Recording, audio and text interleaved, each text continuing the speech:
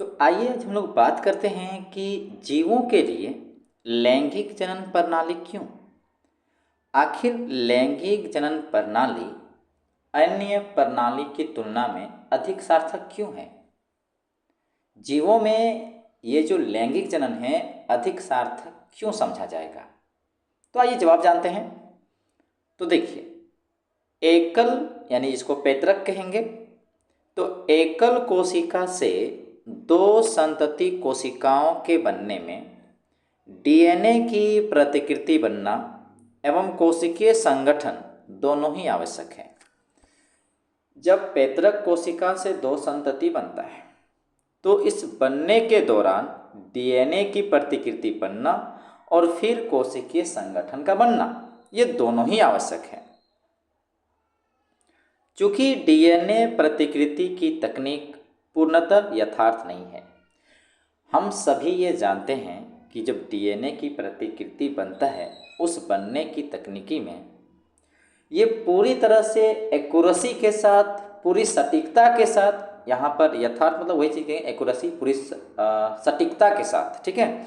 तो पूर्णतः यथार्थ नहीं है, मतलब कहीं ना कहीं जब डीएनए की प्रतिकृति बनता है, एक डीएनए से दो डीएनए बनता है, तो उस दौरान कुछ न कुछ त्रुटियां उत्पन्न हो जाती हैं और यही जो है परिणामी त्रुटियों से समष्टि में विभिन्नता उत्पन्न होती है। तो वहाँ जीवों की जो समूह है तो वहाँ पर इन्हीं त्रुटियों की वजह से विभिन्नता उत्पन्न होती है।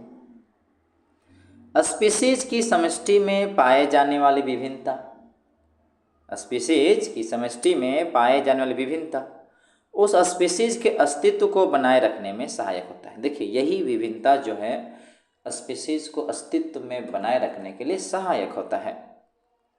इसलिए लैंगिक जनन अधिक सार्थक है।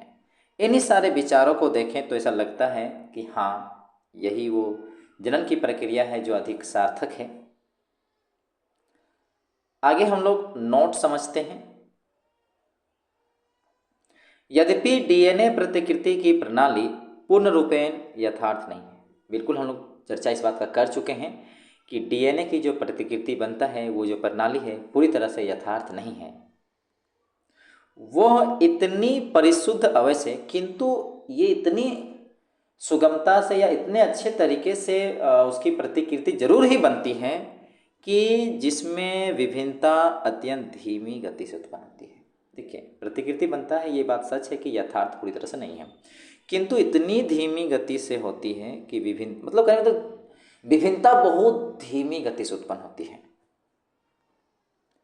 यदि डीएनए प्रतिकृति की क्रियाविधि कम परिशुद्ध होती, मान कि अगर अच्छे तरीके से नहीं होता, कम परिशुद्ध होता डीएनए की प्रतिकृति बनने में, तो बनने वाली डीएनए प्रतिकृतियां, जब जो डीएनए प्रतिकृति जो बनता वो होता क्या कि वो कोशिकीय संरचना के साथ सामंजस्य नहीं रख पाती, कोऑर्डिनेट नहीं कर पाती, उसके साथ एक यही चीज़ बोलेंगे तालमेल बनाना, परिशुद्ध रहना, सामंजस्य बना के रहना, ऐसा नहीं हो पाता। अगर मान के बहुत ज़्यादा उसमें परिवर्तन आ जाता, अगर धीमी गति से परिवर्तन नहीं होता, अचानक परिवर्तन होता, तो जाहिर सी बात है कि कोशिकीय संरचना के साथ वो डीएनए की प्रतिकृति एक सामंजस्य नहीं रख पाती और इसके परिणाम स्वरूप क्या होता, परिणामतः क्या होता, कोशिका की मृत्यु हो जाती।